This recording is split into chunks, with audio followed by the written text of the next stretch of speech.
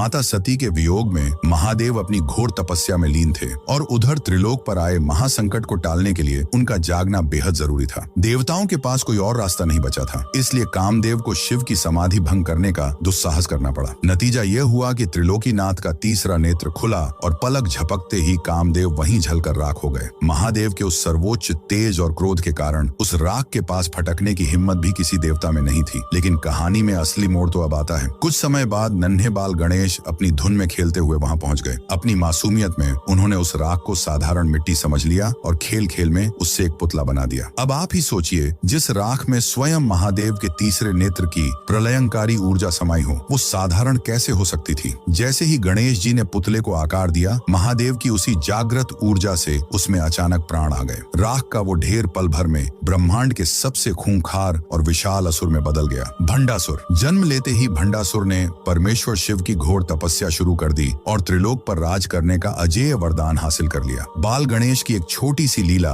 और कामदेव की राख ने एक ऐसे महाअसुर को जन्म दिया जिसका अंत करने के लिए बाद में स्वयं माता ललिता त्रिपुर सुंदरी को अवतार लेना पड़ा। आज भी तमिलनाडु का प्रसिद्ध कांची कामाक्षी मंदिर माता ललिता त्रिपुर सुंदरी की भंडासुर पर इसी भव्य विजय और आदिशक्ति का जीवंत प्रतीक माना जाता है।